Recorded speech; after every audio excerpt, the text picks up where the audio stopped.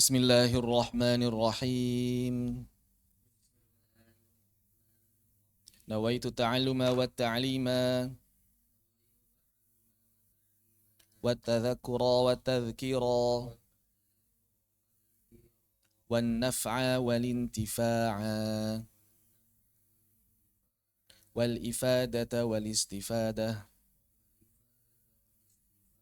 wal hatha 'ala tamassuki bi kitabillahi wa sunnati rasulihi wa du'a ilal huda wa dalalata 'alal khair ibtigha'a wajhillah wa mardatih wa qurbih wa thawabih lil barakatil fatihah. A'udzu billahi minasy syaithanir rajim. Bismillahirrahmanirrahim. Alhamdulillahi rabbil alamin arrahmanir rahim maliki yaumiddin. Iyyaka na'budu wa iyyaka nasta'in. Ihdinas siratal mustaqim. صراط الذين أنعمت عليهم غير المغضوب عليهم ولا الضالين آمين. إن الحمد لله نحمده ونستعينه ونستغفره ونعوذ بالله من شرور أنفسنا وسيئات أعمالنا من يهده الله فلا مضل له ومن يضلل فلا هادي له أشهد أن لا إله إلا الله وحده لا شريك له وأشهد أن محمدا عبده ورسوله الذي لا نبي ولا رسول بعده أما بعد. Masih dalam daurah karantina Mabadi Ilmu Tajwid dan juga tahsin surat Al-Fatihah. Dalam kesempatan kali ini kita akan maju pada bagian berikutnya, yaitu pengenalan mengenai 7 huruf istilah dalam qiraat, riwayah dan juga thariqah. Diriwayatkan dari Umar bin Al-Khattab radhiyallahu anhu, yaqulu sami'tu Hisham bin Hakim. Diriwayatkan dari Umar bin Al-Khattab, beliau salat di belakang Hisham bin Hakim bin Hazam. Yaqra surat Al-Furqan, maka Hisham membaca surah Al-Furqan fi hayati Rasulullah sallallahu alaihi wasallam, ketika Nabi masih hidup. Fastami'tu liqira'atihi, maka aku pun menyimak bacaannya. Fa idza huwa yaqra' ala hurufin katsiratin lam yuqri'niha Rasulullah sallallahu alaihi wasallam. Ternyata beliau banyak menggunakan huruf, lafaz, redaksi yang tidak diajarkan Rasulullah kepada saya. Fakittu usawiru fi sholati. Pengennya sih aku langsung menegurnya ketika salat itu, ya. Fatasabbartu, tapi aku bersabar, kata Ibnu Khattab, hatta salam, sampai beliau salam. Falabbabtuhu biridaih, maka aku pun menarik ridanya. Apa rida? Kan, rida itu sorban yang diletakkan di leher. Sorban yang dililitkan di kepala, imamah. Sorban yang dikerudungkan, khimar. Sorban yang dililitkan di leher, rida. Itulah 3 cara mengenakan sorbannya Nabi Shallallahu Alaihi Wasallam. Begitu. Yang pertama dililitkan di kepala, namanya imamah. Biasanya para habaib, itu imamah namanya. Para habaib dililitkan di kepala, Dililitkan itu namanya imamah. Nabi mengenakan imamah, banyak hadisnya, sahih. Ya, bahkan para ulama zaman dulu, penuntut ilmu itu kalau nggak pakai imamah aib zaman dulu. Penuntut ilmu nggak pakai imamah itu aib. Ya. Makanya kalau kita lihat film-film para imam madhab, semuanya pakai imamah. Ya. Kemudian kadang dikerudungkan, kadang digabung imamah, kemudian dikerudungkan si sorban yang lain. Nah itu namanya khimar, kerudung. Begitu. Bukan himar, bukan kha. Khimar. Kalau himar, keledai. Khimar, kerudung. Seperti para ulama Saudi. Itu namanya khimar. Mengerudungkan sorban. Dikerudungkan. Ya. Yang ketiga adalah rida. Kapan sorban disebut rida? Ketika diletakkan di pundak atau dililitkan di leher. Nabi mengenakan ketiganya. Nabi pakai imamah, setelah itu sorbannya dikerudungkan, dan juga Nabi mengenakan rida. Begitu, ya. Baik. Maka falababtu biridai, maka Umar bin Khattab narik ridanya Hisham. Fakultu man aqra'aka hadhihi surah allati sami'tuka taqra. Siapa yang ngajarin bacaan kayak gitu? Yang tadi saya dengar itu. Qala aqra'ani Rasulullah sallallahu alaihi wasallam. Yang ngajarin Nabi sallallahu alaihi wasallam. Fakultu kadzabta. Salah kayaknya ente. Ingat, kadzab itu dalam bahasa Quraisy keliru, khotok tak. Kayaknya ente salah. Bukan berdusta, bukan. Khotok tak. Fa inna Rasulullah sallallahu alaihi wasallam qad aqra'aniha ala ghairi ma bisurati ala ghairi ma qara'ta. Kenapa? Karena Nabi ngajarin surat itu enggak begitu kepada saya, kata Umar bin Khattab. Fantolaktu bihi. Aku duhi ila Rasulullah sallallahu alaihi wasallam. Maka aku pun menariknya, dituntun, ridanya ditarik untuk menghadap Rasulullah Muhammad sallallahu alaihi wasallam. Fakultu ini sami'tu hadza yaqra bi suratil Furqan ala hurufin lam taqra niha faqala Rasulullah sallallahu alaihi wasallam arsilhu. Faqala Rasulullah sallallahu alaihi wasallam arsilhu iqra. Lepaskan dia, kemudian bacalah ya Hisham. Iqra ya Hisham. Ini harusnya ada spasi nih. Iqra ya Hisham, ada spasi harusnya.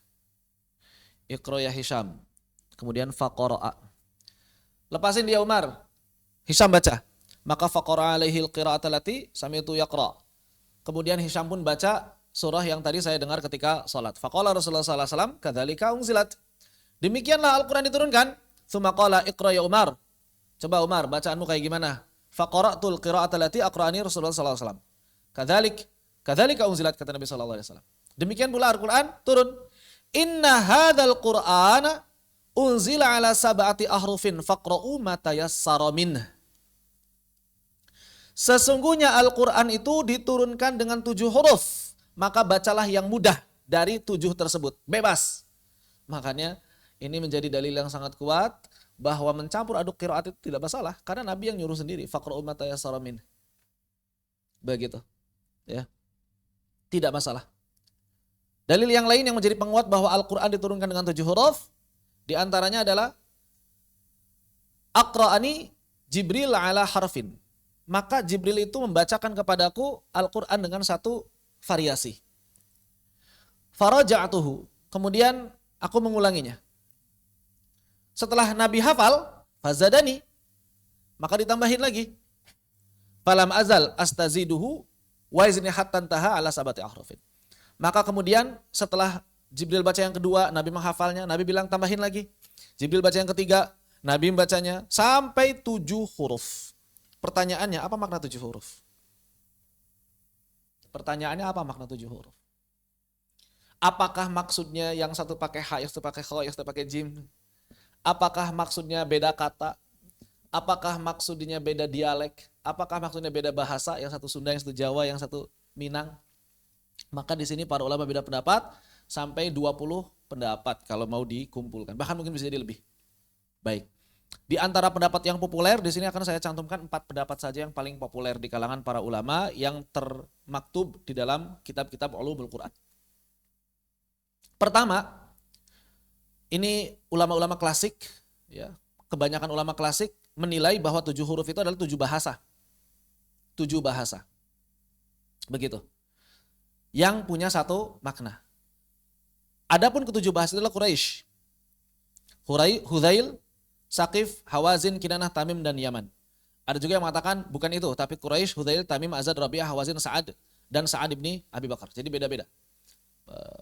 Cuma di sini banyak ulama yang membantah pendapat pertama ini. Apa bantahannya? Bantahannya hadis Umar. Umar dan Hisham itu dua-duanya Quraisy, tapi beda. Umar dan Hisham dua-duanya Quraisy, tapi bacaannya beda. Bagaimana mungkin dua orang Quraisy punya cara baca Al-Quran yang beda? Kalau maksud dari 7 huruf itu 7 bahasa. Dua-duanya orang Sunda, tapi beda bahasanya. Ya nggak mungkin berarti Al-Quran itu 7 huruf maksudnya 7 bahasa. Nggak mungkin. Begitu. Ini pendapat pertama. Pendapat kedua mengatakan bahwa 7 huruf itu 7 bahasa betul. Tapi bukan berarti Al-Quran versi bahasa pertama, Al-Quran versi bahasa kedua. Bukan begitu. Maksudnya di dalam Al-Quran dari awal sampai akhir itu mengandung 7 bahasa. Itu pendapat kedua. Paham gak? Paham gak bedanya pendapat pertama sama pendapat kedua? Pendapat pertama mengatakan Al-Quran itu variasinya ada variasi Quraisy, ada variasi Hudzail, ada variasi Saqif, ada variasi Kinana dan lain sebagainya. Tapi pendapat kedua mengatakan di dalam Al-Quran dari awal sampai akhir itu sudah bercampur 7 bahasa. Ada 7 bahasa dalam Al-Quran. Bukan per variasi, tapi satu Al-Quran itu mengandung 7 bahasa. Paham bedanya? Baik ya. Ini pendapat yang kedua. Pendapat yang ketiga mengatakan bahwa kandungan Al-Quran itu ada 7. Isi kandungan Al-Quran itu ada 7. Apa saja? Ada amarnya, ada nahunya, ada nahyunya, ada wa'adnya, ada qasasnya, ada jadalnya, ada mathalnya. Ada juga yang mengatakan amar, nahyu, halal, haram, muhkam, mutasyabih, dan amthal. Jadi bukan maksudnya 7 huruf 7 variasi bacaan, tapi di dalam Al-Quran ada 7 kandungan pokok, tema besar. Perintah, nahyu, wa'ad. Cuma kalau misalnya pendapat ketiga ini terjawab dengan tadi hadis Nabi. Hadis kan Nabi kan nambah. Sedangkan kalau begini enggak nambah berarti dok. Baca aja terus. Nah begitu. Kemudian ada pendapat keempat. Ini pendapat yang dikuatkan oleh Abu Amr dan juga Ibnu Jazari. Apa itu? Bahwa yang dimaksud dengan 7 huruf adalah 7 perbedaan. Jadi di dalam variasi Al-Quran ada 7 perbedaan. Bisa jadi cuma 2 versi, tapi perbedaannya dilihat dari sudut pandangnya bisa ada 7 poin. Apa saja? Yang pertama adalah ikhtilaful asma. Perbedaan dalam menentukan isim. Apakah dia mufrad atau jamak. Dan ini jelas dalam Al-Quran ada. Misalnya kata ayah dengan ayat. Tulisannya sama-sama tak, tapi yang satu baca mufrad, yang satu baca jamak. Ya. Jannat, atau misalnya kalimat. Ayat, kalimat, ghayabat, samarat. Ini kan para ulama beda pendapat. Apakah dia mufrad atau jamak. Kutub, kadang kitab. Tulisannya sama, katabah. Tapi dibaca kutub atau dibaca kitab. Masuk akal. Gitu ya. Ikhtilaful asma. Yang kedua, ikhtilaful i'rab. Fatalaqa Adamu kalimatin min rabbih. Fatalaqa Adama kalimatum. Fatalaqa Adamu kalimatin. Fatalaqa Adama kalimatun. Ini kan beda i'rab. Dan dua-duanya ada. Begitu. Kemudian beda tasrif, beda saraf. Apakah qala atau kul? Apakah qala atau kul misalnya? Beda saraf. Ya. Begitu. Kemudian takdim dan takhir. Mana yang didahulukan? Bukan waqaf. Mana kalimat yang didahulukan? Apakah fayaqtuluna wa yuqtalun atau fayuqtaluna wa yaqtulun? Hah? Boleh waqtala wa qutilu atau waqtilu wa qatalu. Misalnya begitu. Kemudian ibdal. Ibdal itu perubahan huruf. Apakah pakai shad atau pakai sin? Misalnya. Pakai hamzah atau pakai alif? Misalnya. Ya. Itsbat wal hadzaf. Apakah ada huruf atau tidak? Malik dengan malik misalnya. Apakah ada huruf atau tidak? Malik dengan malik. Dan perbedaan dialek. Seperti misalnya imalah, tashil, dan lain sebagainya. Nah, inilah pendapat yang kebanyakan dianut oleh ulama kontemporer terutama sejak zaman Ibnu Jazari ke sini. Bahwa maksud dari variasi huruf adalah variasi perbedaan dari 7 poin ini. Ikhtilaful asma, i'rab, tasrif, takdim takhir, ibdal, itsbat dan hadzaf serta dialek. Jadi dialek hanya salah satunya. Bukan cuma perbedaan dialek saja. Tapi dialek adalah salah satunya. Begitu. Kalau misalnya seperti itu, maka sebetulnya kan di zaman Nabi itu nggak ada aturan kita harus milih bacaan satu versi bacaan. Nabi cuma bilang apa? Nabi cuma bilang faqra'u ma tayassar. Tapi ada batasannya. Apa batasannya? Seperti yang telah disampaikan beberapa waktu lalu, bahwa Nabi juga berpesan untuk hanya membaca apa yang diajarkan gurunya saja. Jadi jangan mentang-mentang tahu ada bacaan lain, kemudian kita langsung amalkan. Ntar dulu. Kenapa? Karena dalam konteks periwayatan harus benar-benar diajarkan oleh gurunya. Maka di sini diriwayatkan dari Imam Asim, dari Zaid bin Hubaish, dari Abdullah bin Mas'ud, bahwa murid-murid Ibnu Mas'ud itu lagi talaki, tapi ternyata di antara mereka malah berselisih pendapat masalah ayat. Ada yang di sini, ada yang di sana, katanya ayatnya sekian, ayatnya sekian. Kemudian Ibnu Mas'ud ngajak murid-muridnya kepada Nabi Shallallahu Alaihi Wasallam. Kemudian di samping Nabi ada Ali bin Abi Thalib radhiyallahu an. Kemudian Ibnu Mas'ud bilang ke Nabi, ya Nabi, ini murid-murid saya pada beda pendapat masalah qiraat. Mereka nggak mau ngikutin qiraat yang saya ajarkan. Mereka pernah dengar qiraat tertentu, mereka ngamalin itu. Mereka pernah dengar qiraat itu, mereka ngamalin itu. Padahal mereka lagi talaki sama saya. Begitu ya. Maka kemudian fahmarra wajhu Rasulullah sallallahu alaihi wasallam. Muka Nabi merah. Tandanya apa? Tandanya marah. Ibnu Mas'ud bingung. Ini kok Nabi nggak jawab? Malah marah doang. Akhirnya menengok ke Ali bin Abi Thalib yang ada di sampingnya. Maka Ali mengatakan, Inna Rasulullah SAW ya'murukum an taqra'u kama ulimtu. Maka Ali mengatakan, menerjemahkan kemarahannya Nabi, kalian kalau lagi talaki ikutin bacaan guru. Jangan berbeda pendapat dengan guru. Maka dari sinilah kemudian muncul variasi-variasi qiraat. Jadi kalau misalnya kita analogikan, Nabi itu punya 7 variasi atau 7 poin perbedaan ya kan? Katakanlah 7 variasi. Nabi ngajarin ke sahabat itu yang paling mudah bagi sahabat. Bisa jadi ke sahabat yang pertama begitu variasinya, sahabat yang kedua begonoh gitu kan. Pokoknya lidah yang paling mudah. Lidah yang paling mudah.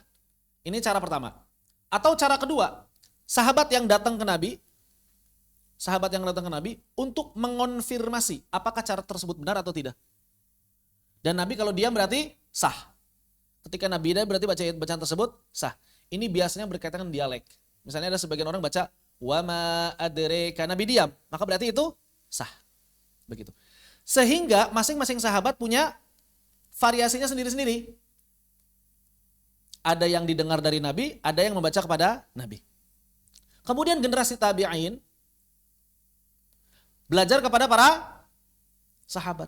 Maka orang yang belajar ke sahabat pertama, dia hanya meriwayatkan satu versi.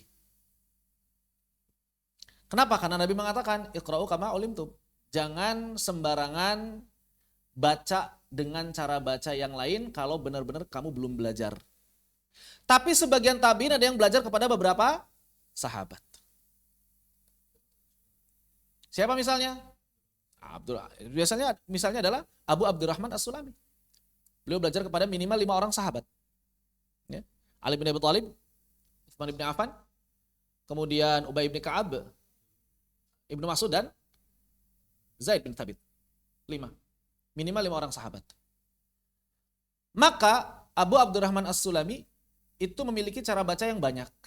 Tapi yang beliau ajarkan kepada Imam Asim, kata Imam Asim, yang paling banyak didapatkan dari Imam Ali bin Abi Thalib.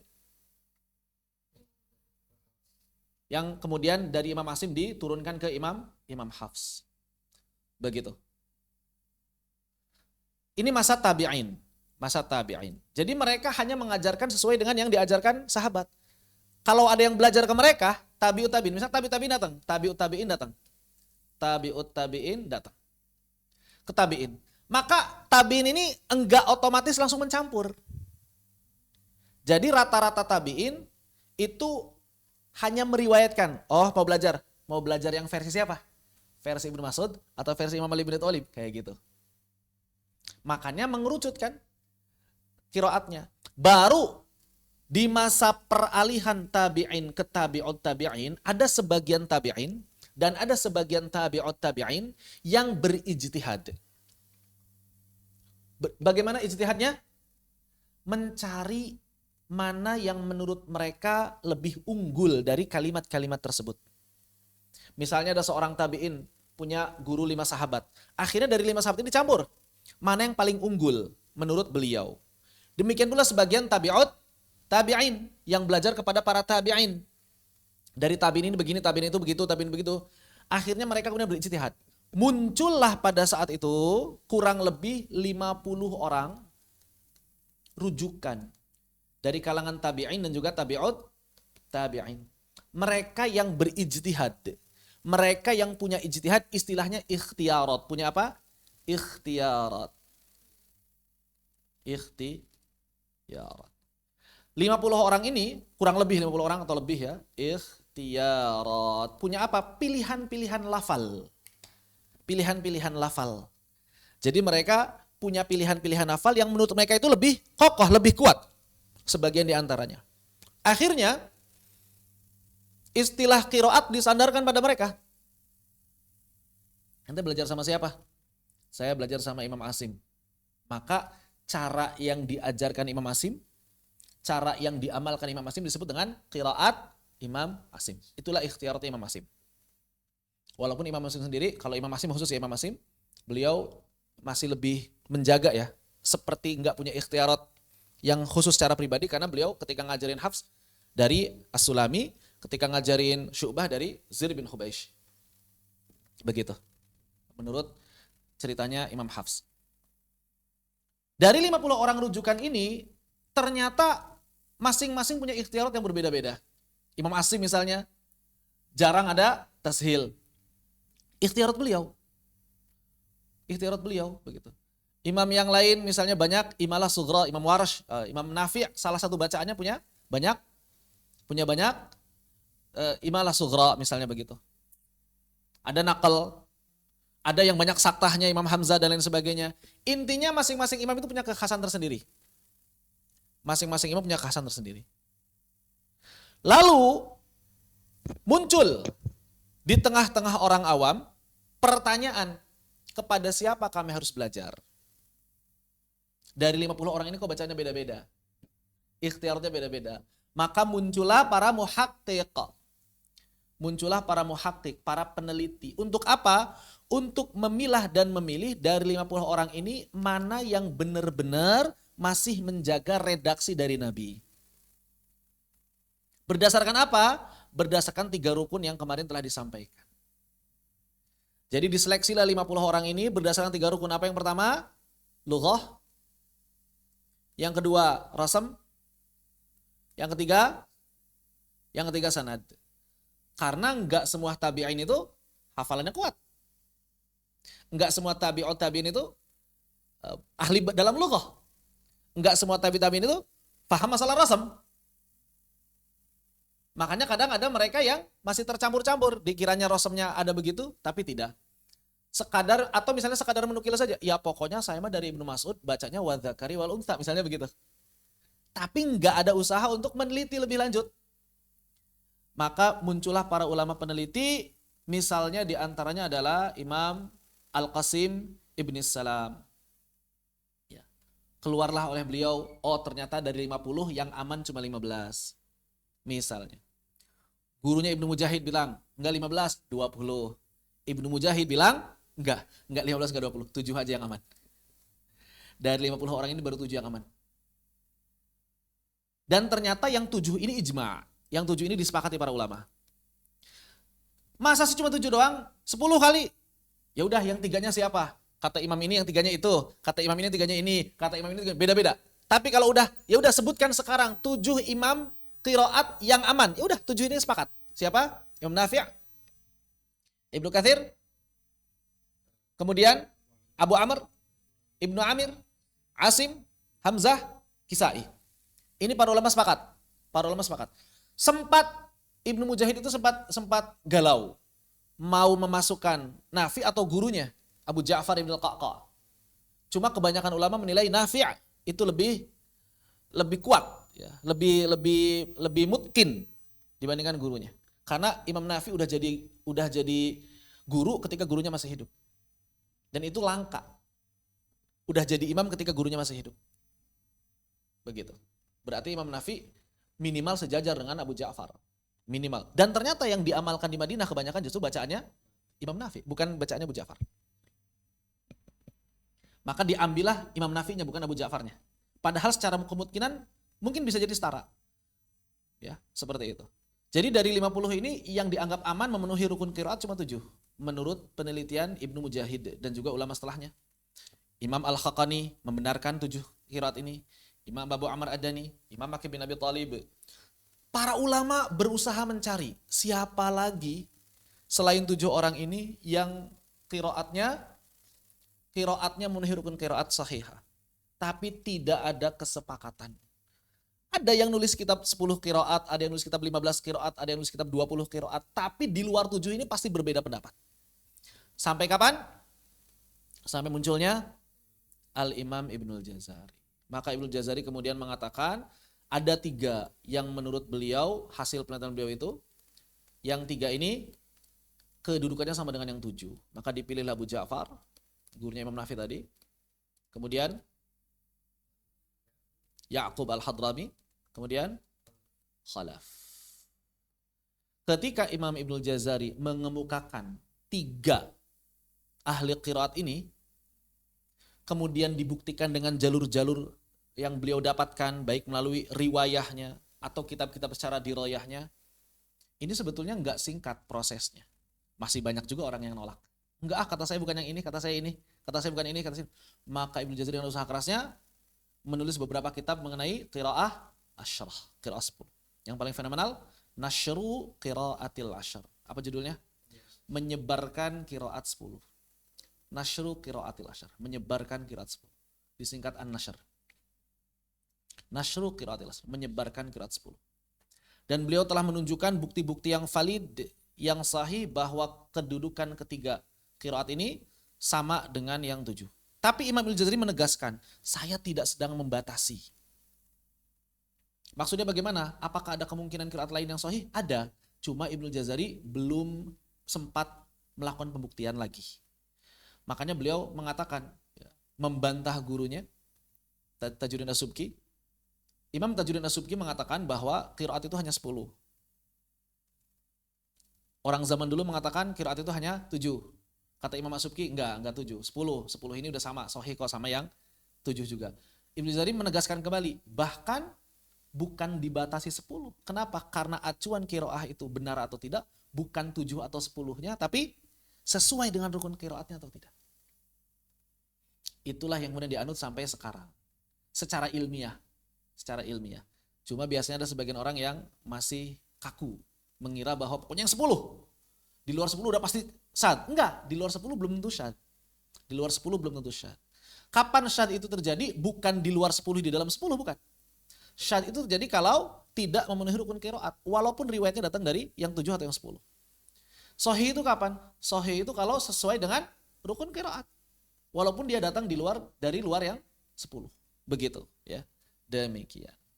Jadi dari 7 huruf tadi, asalnya 7 huruf, Nabi mengajarkan kepada sahabat itu dengan lisan mereka yang mudah. Tabi'in berusaha mengumpulkan kembali. Tabi'in belajar kepada banyak tabi'in dan sebagian sahabat. Kemudian muncullah atau mengerucutlah pada masing-masing qiraat yang menjadi pilihan mereka. Dari situlah muncul istilah qiraat. Begitu. Baik. Maka dari itu kita mesti memahami apa itu qiraah, apa itu riwayah, dan apa itu thariqah. Kenapa? Karena ketika kemudian para imam telah melakukan ikhtiar, telah melakukan pilihan-pilihan lafaz, maka kita secara adab tidak perlu lagi melakukan ikhtiar, kecuali kalau kita mampu berijtihad. Boleh nggak kita bikin ikhtiar sendiri? Pilihan lafaz sendiri? Sebetulnya boleh-boleh saja kalau mampu ilmunya. Kayak gitu ya. Namun secara adab tidak demikian.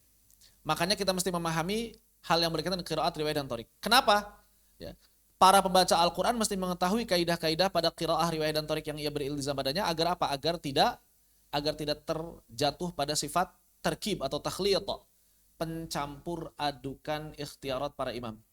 Kenapa? Karena hukum asalnya tercela. Tidak haram. Ingat, tidak haram. Ya. Di sini ada beberapa ucapan para ulama. Misalnya Imam Jazari mengatakan, wahal yajuzu tarkibu qiraati fi qiraati. Itu qiraati, bukan qiraatu. Wahal yajuzu tarkibu qiraati fi qiraah, karena mudhaf ilaih. La yakhlu, maka tidak tertutup atau tergantung, imma ayakuna aliman au jahilan. Tergantung yang melakukannya, dia ini orang berilmu atau orang awam. Fa in kana, kalau dia orang berilmu, fa'aibun. Kalau memang dia orang berilmu maka hukumnya aib. Aib aja. Nggak sampai haram kan? Nggak sampai haram. Aib. Wa illa, kalau dia termasuk orang awam, maka ghairul aula, kurang utama.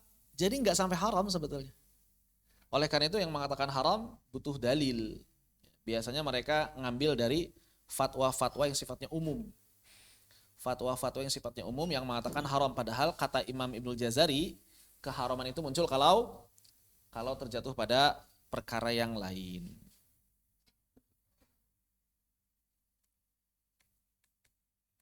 Berikutnya, perkataan beliau dalam An-Nashr. Wa faidatu ma ayyannahu wa fassalnahu minat turki wa dzakarnahu minal kutubi huwa adamut tarkib. Kenapa kok Imam Ibnul Jazari dalam kitab An-Nashr itu sampai meneliti ini kitab ini, untuk riwayat ini, jalurnya ini, sampai teliti begitu. Satu demi satu disebutin dan dipisah-pisahin kaidahnya supaya enggak terjatuh pada tarkib. Apa itu tarkib di sini maksudnya? Pencampur adukan qiraat atau riwayat. Pencampur adukan qiraat atau riwayat atau jalur. Begitu. Sebelumnya beliau juga mengatakan walidzalik mana'a ba'dul a'immati tarkibal qiraat. Oleh karena itu sebagian imam melarang tarkib qiraat antara yang satu dengan yang lain. Wa khatta al-qari'a, dan menyalahkan para pembaca Al-Qur'an biha kalau melakukan hal tersebut fi sunnati wal fard, baik dalam salat sunnah maupun dalam salat fardu. Qala al-Imam Abdul Hasan Ali bin Muhammad As-Sakhawi, berkata Imam As-Sakhawi fi kitabih Jamalul Qura, dalam kitab Jamalul Qura, wa khaltu hadhil qiraati ba'dihha bi ba'd khata', maka mencampur aduk qiraat satu dengan yang lain itu adalah sebuah kekeliruan karena kurang beradab terhadap pilihan para imam. Imam udah milihin bagi kita, kitanya pengen milih lafaz yang pilihan kita sendiri. Nah, kurang beradab. Kecuali kalau kita ahlul ijtihad. Beliau juga mengutip dalam An-Nashr perkataan Al-Ustadz Abu Ishaq Al-Ja'bari yang mengatakan wa tarkibu mumtani'un fi kalimatin wa fi kalimatain in ta'allaqa ahaduhumil akhar wa ila kurih. Dan mencampur adukan bacaan itu terlarang kalau pada satu atau dua kata. Terutama apabila saling berkaitan. Maka itu haram. Kenapa? Karena nanti i'rabnya bisa rusak. Ya.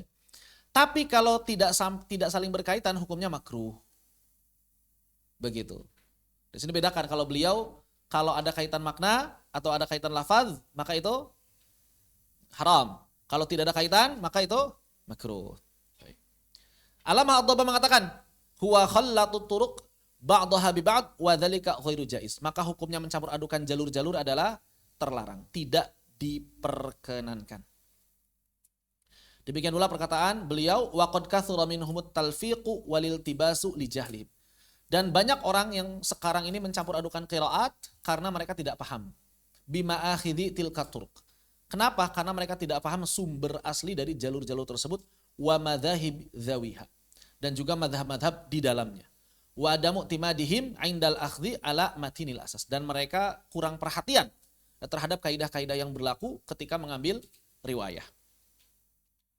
Kemudian Al-Izmiri dalam kitab Umdatul Irfan yang ini nambahin beberapa jalur dalam An-Nashr. Kenapa beliau kemudian menyusun kitab tersebut? Ihtirazan anit tarkibi, untuk mencegah orang-orang terjatuh pada tarkib. Li'annahu haramun fil Qur'ani ala sabili riwayah. Kenapa? Karena hukumnya haram mencampur aduk jalur kalau dalam konteks periwayatan.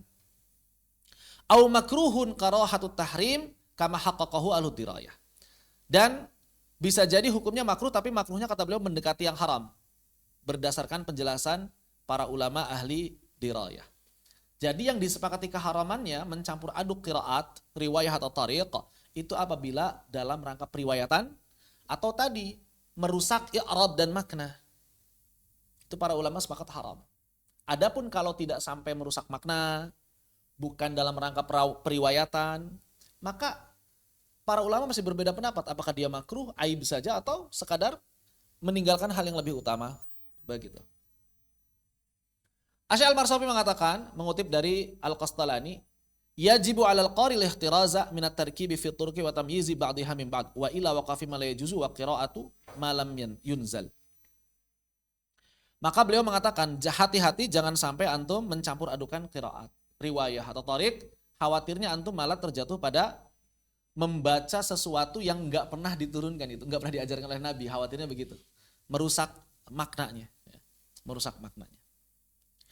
Al-Imam An-Nawawi dalam kitab Tibyan mengatakan, wa idh ibtada al-qari'u bi qira'ati syakhsin min sab'ati fa yambaghi alla yazal 'ala al-qira'ati biha. Kalau antum sudah membaca Al-Qur'an dengan salah satu qiraat, maka jangan mengganti qiraat. Madama lil kalami murtabita. Kalau lil kalam ada jar.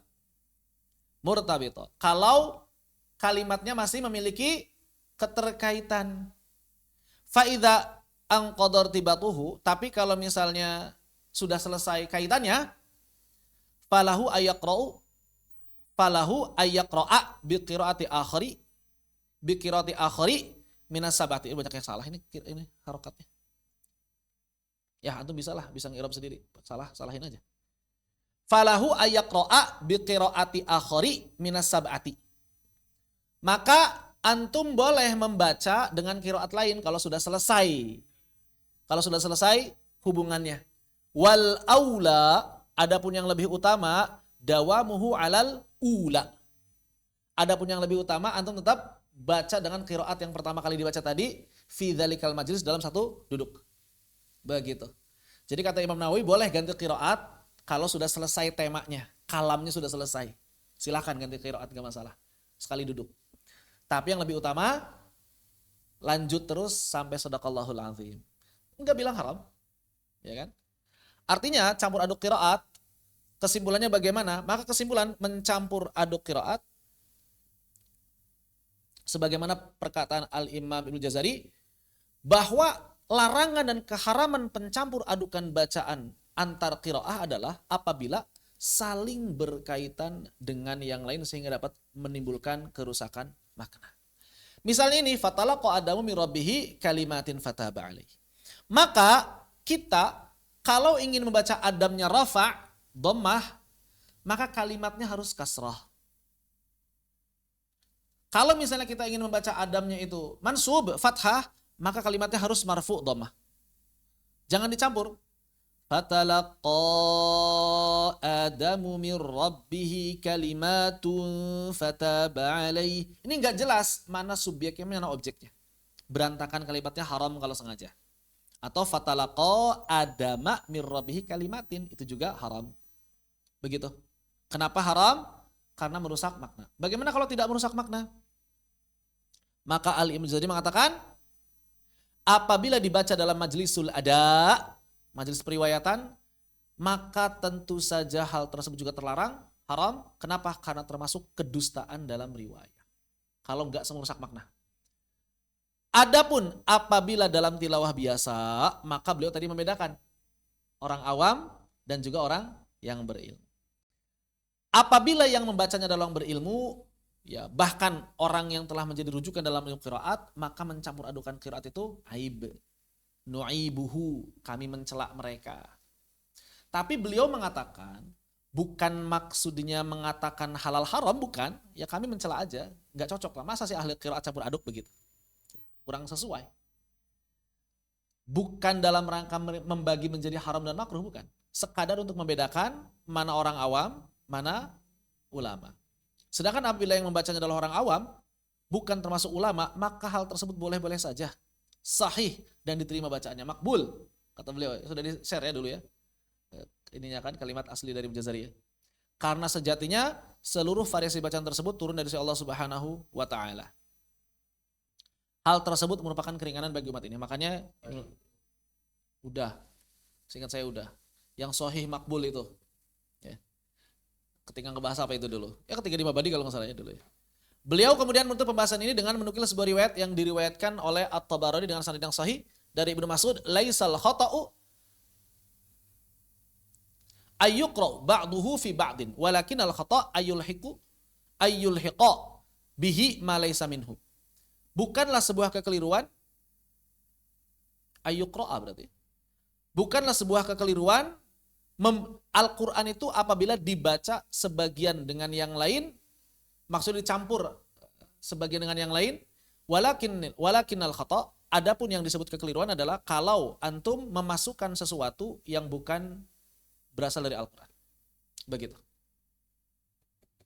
Maka di sini kesimpulannya apa? Kesimpulan mencampur adukan qiraah, mencampur adukan riwayah, mencampur adukan thariq atau jalur-jalur, hukumnya adalah haram apabila. Hukumnya haram apabila yang pertama dalam rangka periwayatan, maka hukumnya haram.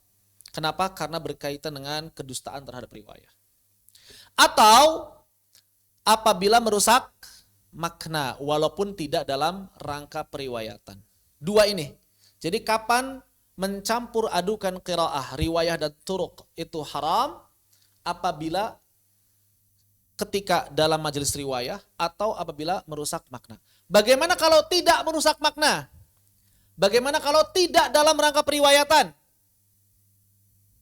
Maka Al-Imam Al-Jazari mengatakan sahih makbul. Cuma kalau yang melakukannya para ulama ahli qiraat tercela. Tapi hukum asalnya sahih makbul. Sahih dan makbul. Diterima. Begitu. Makanya tidak menutup kemungkinan kalau misalnya zaman sekarang ada yang ahli ijtihad punya ikhtiarat yang baru, itu tidak menutup kemungkinan. Yang jadi masalah apakah dia benar-benar ahli ijtihad yang pertama. Yang kedua, apakah ikhtiaratnya ini diakui para ulama yang lain atau tidak? Nah, itu yang susah. Yang kedua, bisa jadi dia ahli ijtihad tapi tidak diakui, ya nggak berlaku. Buat sendiri doang akhirnya bacaannya. Jadi apakah mungkin nanti ada qiraat yang ke-11? Sangat mungkin. Kalau bisa dibuktikan sebagaimana Al-Imam Ibnu Jazari membuktikan qiraat yang 3. Begitu. Harusnya para doktor-doktor qiraat itu menggali yang seperti ini. Apakah mungkin ada variasi qiraat yang baru? Bukan menggali qiraat yang sudah ada. Kalau menggali qiraat yang sudah ada sebetulnya itu S2 lah. Kalau S3 itu gimana caranya bisa membuat atau bisa memunculkan narasi baru mengenai qiraat. Terutama qiraat-qiraat yang di luar 10. Kalau qiraat 10 mah udah kokoh. Bantahan sebanyak apapun udah banyak jawabannya dari zaman dulu. Justru yang di luar 10 ini nih. Yang dalam tanda petik diasingkan gitu kan. Padahal di sana kurang lebih ada 40 qiraat lain yang masih menunggu untuk diteliti. Apakah benar syadz, udah pasti syadz semuanya? Atau masih ada kemungkinan? Nah, tugas antum. Maka Syekh Taufik Domroh langsung beliau membuat kitab Qiraah 4 Madhab. Itu luar biasa kalau menurut saya. Ya walaupun banyak orang yang memicingkan mata. Apa sih qiraat udah sempurna nambah-nambahin gitu kan. Justru kalau bagi saya itu bagus. Terlepas hasilnya ada kekurangan, terlepas misalnya ada kelemahan, tapi itu lebih baik daripada membahas yang sudah kokoh. Sudah kokoh ngapain dibahas? Kalaupun mau membahas yang sudah kokoh ini, ambil bidang lainnya misalnya seperti yang pernah saya sampaikan. Menurut Imam Nafi', basmalah itu ayat atau bukan? Yang mainstream kan bukan ayat, tapi ada riwayat loh dari Ibnu Jazari bahwa itu ayat. Nah, kenapa enggak diangkat yang masalah seperti ini? Jadi jangan yang udah mainstream terus yang diangkatnya. Ya, kalau antum ingin jadi peneliti qiraat, peneliti tajwid, begitu. Jadi jangan hanya meneliti yang sudah ada. Jangan hanya deskripsi. Ya, kalau kelasnya skripsi, ya deskripsi aja, memaparkan apa yang sudah ada kalau skripsi. Begitu. Tapi kalau misalnya tesis, apalagi disertasi, harusnya yang benar-benar baru gitu. Ini yang belum, ya. Di kita belum. Bahkan tesis disertasinya mahasiswa Timur Tengah aja kebanyakan sekadar tahqiq kitab, nyalin kitab yang masih tulisan tangan sama beliau ditahqiq itu karena paling mudah, nggak mikirnya itu bukan mikir penelitian analisis gitu kan, sekadar mencari tahu bagaimana kemudian dia dibaca dengan benar. Itu banyak kan tahqiq. Tapi kelebihan di satu sisi, kenapa? Karena mempermudah kita kan, daripada kita baca tulisan tangan asli, udah dibenerin sama mereka. Cuma kebanyakan tahqiq jadi kurang analisis.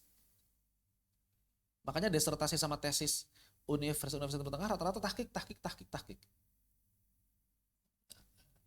Akibatnya apa? Akibatnya secara analisis kurang berkembang.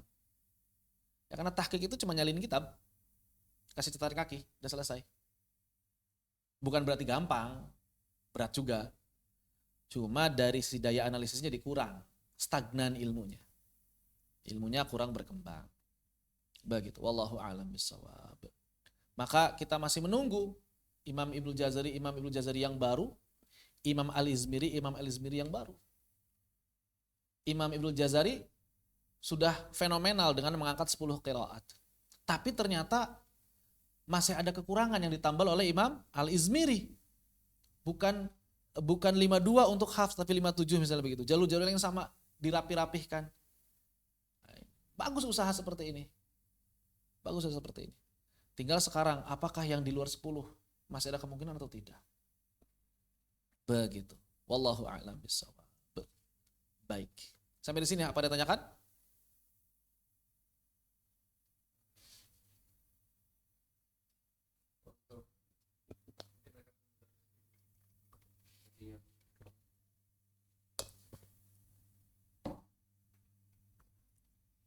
Bagian mana?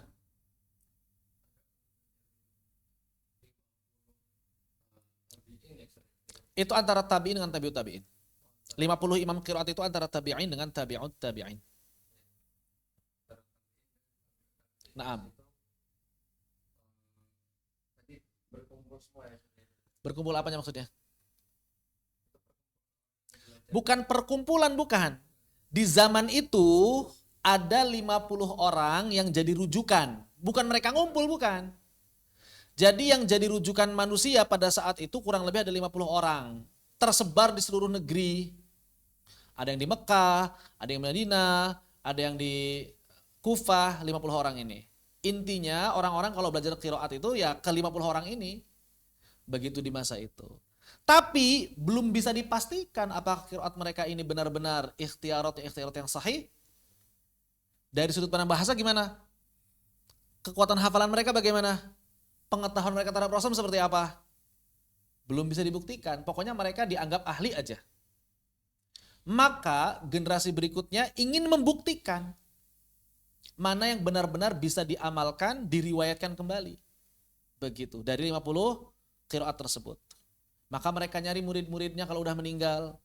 Muridnya udah meninggal, cari murid dari murid-muridnya. Oh, ini cara baca mereka, dicatatlah. Kemudian dianalisis setiap lafaz yang diriwayatkan tersebut. Ternyata menurut Ibnu Mujahid dari 50 itu hanya 7 imam yang secara bacaan dari awal Al-Fatihah sampai akhir Anas nggak ada cacatnya. Jadi hanya 7 imam yang nggak ada cacatnya sama sekali. Yang lain ada cacat di ayat apa, yang lain ada cacat di huruf apa, yang lain ada cacat di kalimat apa. Enggak 100%. Yang benar-benar 100% menurut penelitian Ibnu Mujahid hanya 7. Begitu. Maka beliau menyusun kitab Al-Asab'ah itu. 7 imam. 50 orang rujukan ini, mereka ini udah ada mencampur. Wallahu a'lam mencampur atau enggaknya. Yang pasti mereka punya ikhtiarat. Mereka ikhtiarat itu mereka punya pilihan lafaz sendiri. Terutama mereka yang gurunya banyak. Orang yang gurunya banyak pasti mencampur. Ya, pasti mencampur. Cuma apakah kemudian mereka ketika ngajarin itu mencampur atau kayak Imam Asim? Kan Imam Asim nggak nyampur ketika ngajarin. Imam Asim ketika ngajarin Imam Hafs, ini yang datang dari As-Sulami. Ketika ngajarin Imam Syu'bah, ini yang datang dari Zir. Nggak nyampur beliau. Begitu. Tapi yang diajarkan itu ya pilihan beliau. Beliau punya guru yang banyak, tapi yang dipilih adalah ajarannya As-Sulami. Beliau punya guru yang banyak, tapi yang dipilih adalah ajarannya Zir ibn Hubaysh. Itulah ikhtiarat beliau. Begitu. Berdasarkan cerita Imam Hafs nggak mencampur. Berdasarkan ceritanya Imam Hafs. Justru Imam Hafs yang nyampur. Kalimat du'fin. Imam Asim meriwayatkannya du'fin. Imam Hafs punya ikhtiar sendiri. Du'fin karena dengar dari gurunya yang lain. Itu ikhtiarat beliau. Begitu. Ya. Jadi apakah yang 50 ini pasti mencampur atau tidak mencampur itu tidak kita ketahui. Yang pasti mereka sudah punya ikhtiarat masing-masing. Terlepas ikhtiarat ini hasil campuran atau enggak hasil campuran. Begitu. Ya. Yang pasti mereka semuanya mengaku atau yang mengaku mendapatkan lafaz-lafaz tersebut dari generasi sebelumnya. Entah itu dari tabi'in atau dari para sahabat. Tapi ingat bahwa tidak semua orang itu hafalannya kuat, itu yang penting kan. Hadis juga sama kan, banyak orang dengar dari tabi'in tapi dhaif bisa jadi. Karena dianya dhaif. Karena hafalannya kurang kuat. Atau misalnya gara-gara kurang soleh sedikit aja kan, dalam ilmu riwayat ditolak. Kelihatan gak nutup aurat sedikit ditolak. Nah begitu. Jadi dari 50 imam ini ketika ngebahas masalah kesohihan sanad ya sama dengan masalah sanad hadis, sahih atau enggaknya. Begitu. Maka orangnya personalnya harus diteliti juga. Harus orang-orang yang jujur. Begitu. Naam sahih. Kapan sebuah sanad disebut sahih? Kapan sebuah sanad disebut sahih? Kalau tersambung sanadnya, ya muttasil as-sanad. Kemudian apa lagi? Bukan. Dhabtu rawi. Dia orang yang kuat hafalannya. Terus takwa. Orang yang takwa. Selamat dari ilal, selamat dari cacat. Dan tidak bertentangan dengan riwayat yang lebih sahih. Itu minimal. Ditelitinya seperti itu sama saja. Dalam Al-Quran ada lagi tambahannya apa? Yu'mal bihinnas. Dipakai oleh manusia. Kalau nggak dipakai, nggak diterima riwayatnya, berarti riwayat aneh ini. Bacaan Al-Quran yang aneh. Maka lihat orang-orang itu banyak, misalnya orang Kufah. Misalnya meneliti bacaan Imam Asim. Berarti Imam Asim di mana? Di Kufah. Maka lihat orang Kufah ngamalin orang Kufah. Sehari-hari baca pakai Imam Asim semuanya. Kalau enggak versi Hafs, versi Syu'bahnya. Misalnya begitu. Ya berarti ini bisa jadi salah satu rujukan. Itulah makna tawatur. Diamalkan oleh banyak manusia. Itu juga yang menjadi alasan kenapa Imam Nafi didahulukan daripada Imam Abu Ja'far.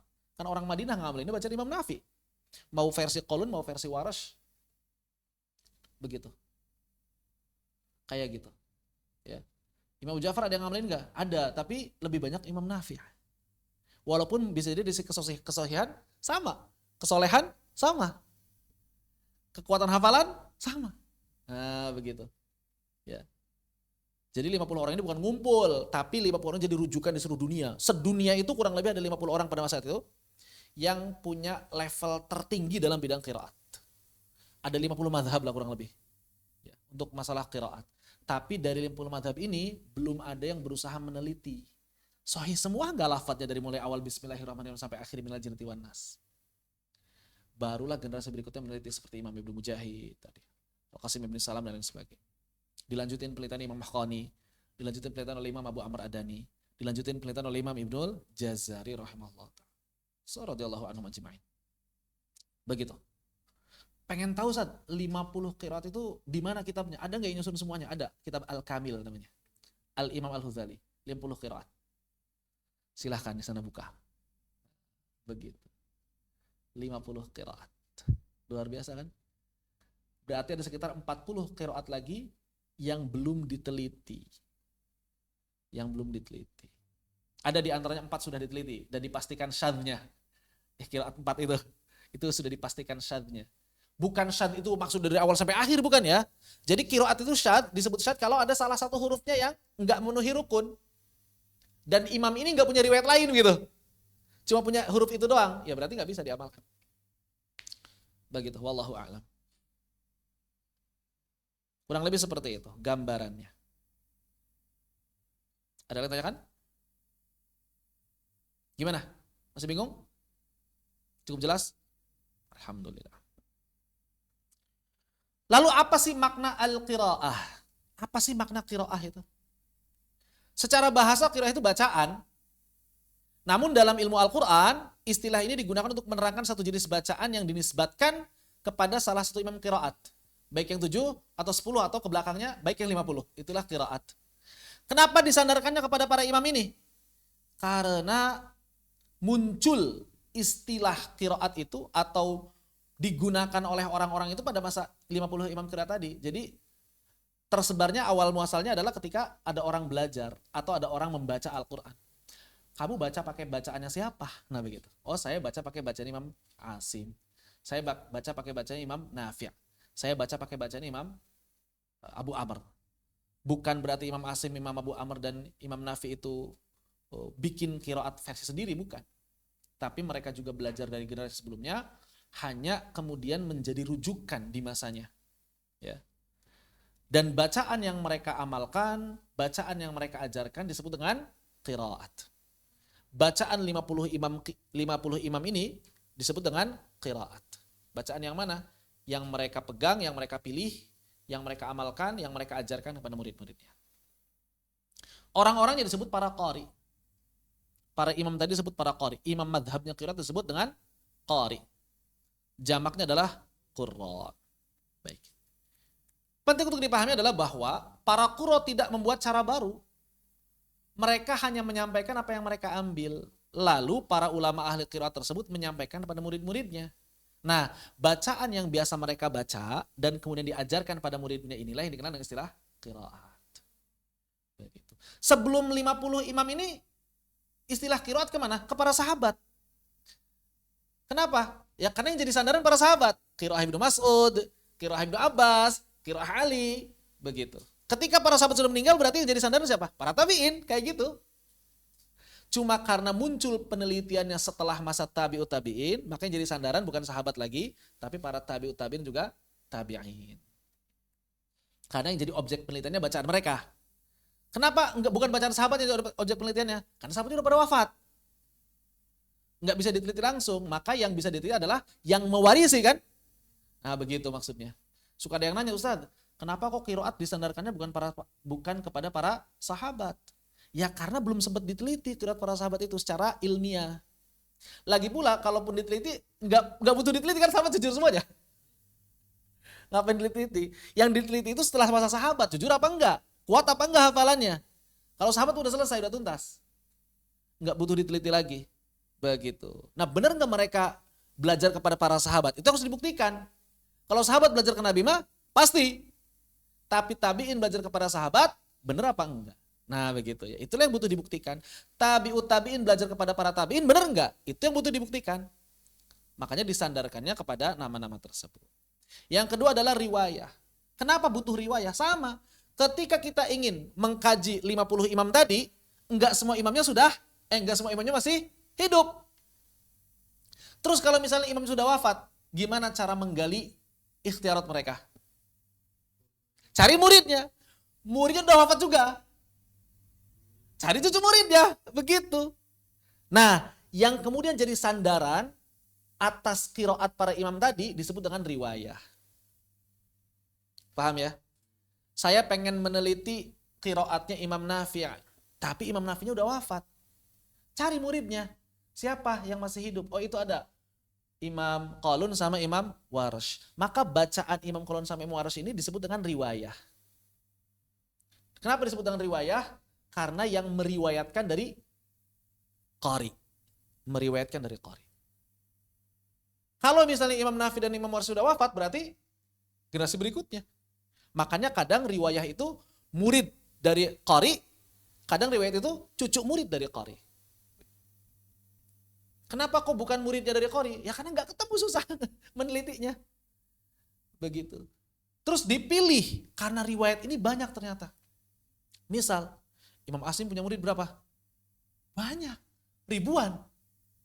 Tapi siapa di antara mereka yang bacaannya benar-benar paling mewakili Imam Asim? Begitu. Maka dipilihlah setiap qari 2 rawinya. Kenapa dipilihnya 2, enggak 1 aja? Untuk menunjukkan bahwa setiap qari itu punya beberapa ikhtiar. Jadi bahwa setiap qari itu punya beberapa ikhtiar, maka dipilih 2. Kenapa enggak 3? Kebanyakan 3. Orang awam cukup dikasih 2 aja yang paling mewakili, dianggap paling mewakili. Imam Hafs itu sebetulnya yang terkenal 3 ya. Imam Asim yang terkenal 3. Syu'bah, Hafs, dan Al-Mufaddal. Cuma Al-Mufaddal jarang yang mengamalkan. Sahih atau enggak? Bisa diteliti ulang. Begitu. Al-Mufaddal. Bisa diteliti ulang silahkan. Atau misalnya Imam Ibnu Katsir. Imam Ibnu Katsir itu rawinya siapa? Al-Bazzi dan Qubul. Padahal ada perawi ketiga siapa? Al-Imam Asy-Syafi'i. Gimana bacaan Imam Syafi'i? Silahkan diteliti ulang. Nah begitu. Apakah sudah pasti syadz? Enggak lah. Jangan langsung bilang syadz. Kenapa Imam Syafi'i enggak dipilih? Karena memang sejak awal Ibnu Mujahid bikin formasinya setiap qori 2. Enggak 3. Kalau misalnya ada yang 2, ada yang 3, enggak adil, maka dipilih saja 2. Begitu ya. Seperti itu. Gimana? Ada penanya? Oh enggak. Ini kayak ada yang manggil. Adapun orang-orang disebut rawi. Orang-orangnya disebut rawi. Gimana bedaan ikhfa ausat tuh? Kita enggak lagi bahas ikhfa ya. Adapun orang-orang disebut rawi. Begitu. Sehingga dikenal kemudian rawi terpilih yang dinilai paling mewakili kedua bacaan yang dimiliki para ulama ahli qiraat. Jadi kalau diibaratkan qori ini, kalau motor misalnya Honda. Nah qori itu Honda. Terus dicari motor yang paling mewakili Honda. 2 misalnya, Beat yang pertama kan ya. Enggak mesti yang paling bagus kan? Beat, orang yang kedua Grand misalnya. Astrea Grand zaman dulu tapi. Sekarang mah apa yang paling mewakili Honda selain Beat? Scoopy atau Supra misalnya begitu ya. Kalau misalnya 2 nih kira-kira apa yang orang itu pokoknya kalau Honda itu pasti kepikirannya Beat, udah pasti itu ya. Itu udah pasti yang Beat itu nomor 1 tuh. Nomor 2-nya mana? Nah, enggak mesti yang paling bagus. Ya kan? Enggak mesti yang paling bagus. Atau misalnya Kawasaki, udah pasti Ninja. Yang pertama Ninja, yang keduanya apa tuh? Saya tahu Kawasaki Ninja. Misalnya begitu. Ya. Jadi enggak mesti yang terbaik sebetulnya, tapi yang dianggap paling mewakili dan paling banyak diamalkan. Kenapa dipilih Imam Hafs? Karena beliau dianggap paling mewakili dan paling banyak diamalkan oleh orang-orang pada saat itu selain Imam Syu'bah. Bayangkan Imam Hafs itu anak tirinya Imam Asim. 20 tahun bersama Imam Asim. Masa bacaannya dianggap menyelisih Imam Asim gitu kan? Ya enggak mungkin. Ya paling asim banget berarti sebenarnya. Makanya Imam Hafs bilang, seluruh bacaan saya 100% dari Imam Asim kecuali 1 kata. Du'fin, udah itu aja. Kenapa enggak ngambil dari Imam Asim? Karena saya dapat hadis yang ini riwayatnya secara sanad lebih kuat kata beliau dibandingkan yang diajarkan Imam Asim. Menurut pertimbangan beliau. Terus kita baca yang mana? Versi Imam Asim, versi Imam Hafs. Maka para ulama zaman sekarang mengatakan dua-duanya boleh diamalkan. Mau versi Imam Asim boleh, mau versi Imam Hafs juga boleh. Begitu contohnya. Ya.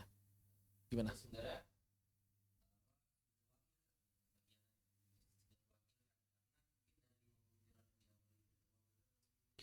Sangat mungkin bisa terwakilkan karena lafadz-lafadznya bisa jadi lafadz-lafadz yang diriwayatkan oleh 40 imam tadi juga ada pada yang 10 ini. Begitu. Bisa jadi sangat tidak menutup kemungkinan seperti itu. Kalau secara redaksi. Begitu. Paling perbedaannya perbedaan variasinya aja. Variasinya kayak gimana? Ya, begitu. Wallahu a'lam bishawab. Yang pasti begini, seluruh lafadz yang sahih walaupun dia nggak termasuk qiraat tetap terjaga. Udah kita bahas ya. Seluruh lafadz yang sahih walaupun nggak masuk qiraat tetap terjaga. Kenapa? Karena seluruh lafadz yang sahih itu bisa dipakai sebagai dalil. Begitu. Kenapa rawi berbeda bacaan padahal satu guru? Ya karena qori'nya punya beberapa variasi, punya ikhtiarat. Seperti tadi saya bilang, satu imam ahli qiraat itu bukan satu bacaan. Beliau belajar kepada banyak imam. Abu Amr Adani misalnya, gurunya itu sahabat dan tabi'innya banyak banget. Abu Amr Adani, Abu Amr ibn al-Ala. Abu Amr ibn al-Ala ini gurunya lebih dari 20. Lebih dari 20 bacaannya. Begitu. Dan beliau punya ikhtiarat sendiri. Punya ikhtiarat sendiri. Maksudnya ikhtiarat itu apa? Pilihan lafadz sendiri. Sehingga nanti ketika ngajarin ke murid-muridnya, tahu nih lidah muridnya cocok pakai yang ini, maka ajarin yang itu. Lidah muridnya ini cocok yang itu, maka ajarin yang itu. Kayak gitu. Ya. Seperti itu. Atau yang paling gampang tadi Imam Asim. Minimal Imam Asim punya 2 guru. Yang satu As-Sulami, yang satu Zir. Masing-masing beda bacaannya. As-Sulami punya cara baca sendiri, Zir punya baca sendiri. Maka Imam Asim ketika ngajarin murid-muridnya, ya kadang pakai cara baca Imam As-Sulami, kadang pakai cara baca Imam Zir. Maka beliau mengajarkan kepada Imam Hafs cara baca yang diajarkan dari As-Sulami. Beliau mengajarkan pada Imam Syu'bah cara baca yang diajarkan oleh Imam Zir. Begitu. Apakah ada cara baca yang lain? Sangat mungkin ada sebetulnya. Seperti yang Al-Mufaddal tadi. Jadi satu guru kok beda lafaz? Ya karena gurunya punya banyak lafaz. Karena gurunya itu bukan cuma tahu satu lafaz doang. Kalau yang cuma tahu satu lafaz doang mah nggak akan jadi imam. Iyalah, nggak akan jadi rujukan kan? Kapan seseorang itu bisa jadi rujukan? Saat dia banyak ilmunya. Ya nggak mungkin cuma satu doang jadi rujukan. Masa cuma tahu satu variasi qiraat jadi rujukan? Ya nggak mungkin lah. Ya dalam tanda petik receh amat ini imam cuma tahu satu doang gitu kan. Kayak gitu. Nggak akan jadi rujukan. Kenapa mereka yang 50 orang ini jadi rujukan? Karena memang menguasai variasi qiraat yang banyak. Begitu. Ya. Nah, kalau para perawi nggak mesti memiliki banyak variasi karena para perawi ini sekadar menunjukkan cara baca gurunya saja. Begitu. Dianggap yang paling mewakili gurunya saja kalau para perawi mah. Maka nggak mesti harus punya banyak variasi. Begitu. Tapi kalau para imam qiraatnya harus punya banyak variasi. Begitu ya. Allahu a'lam bishawab. Seperti itu. Maka disusunlah kitab-kitab untuk meneliti para qori tadi. Ini yang tadi dibahas di awal.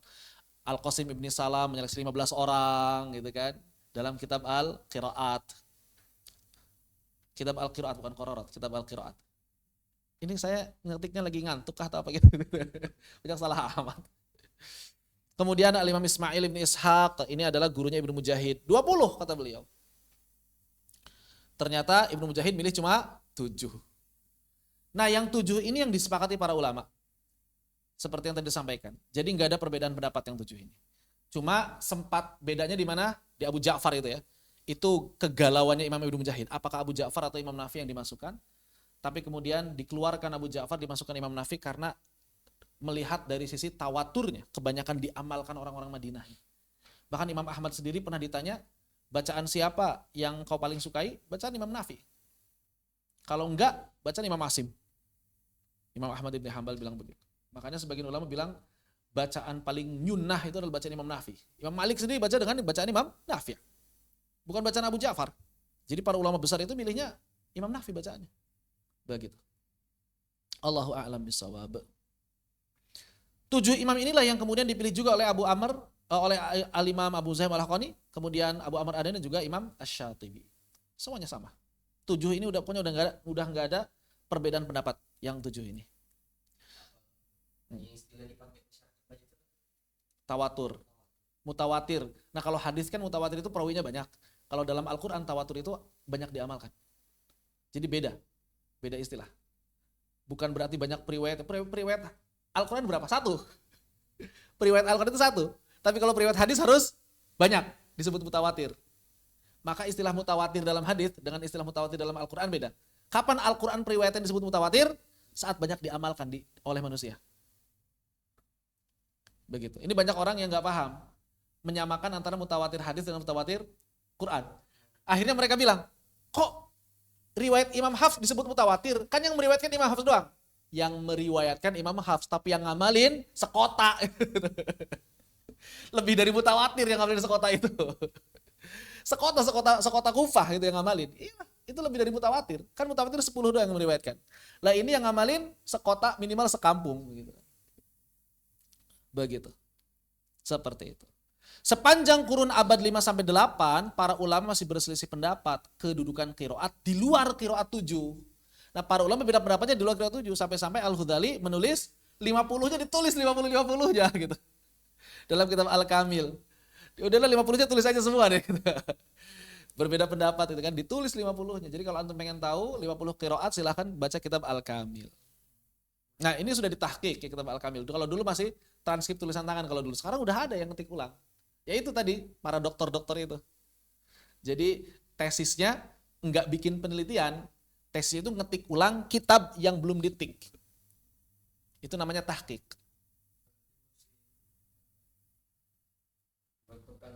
Tulisan tangan, tulisan ulama, entah itu abad keberapa, kan itu udah salinan. Yang pasti bukan tulisan asli tangannya Imam Ghazali. Tapi walaupun kadang-kadang juga masih ada tulisan asli tangan beliau. Tinggal nanti biasanya di akhirnya, di akhir kitabnya.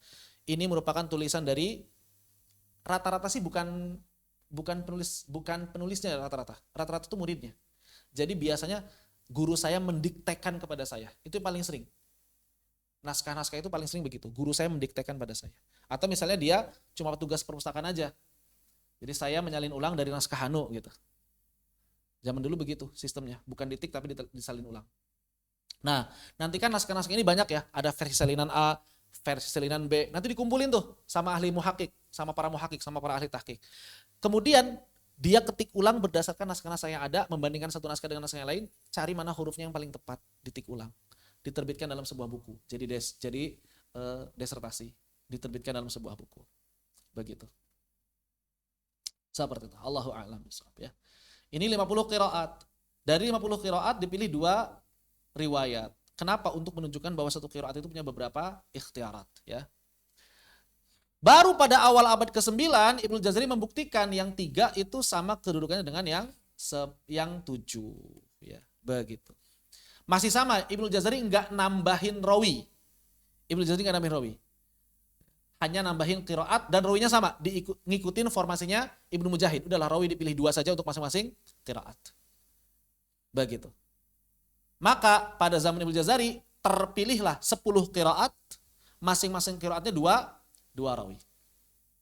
Kemudian yang namanya rawi ke Ibnu Jazari jauh enggak jaraknya? Jauh. Para rawi itu di abad ke-4, abad ke-5.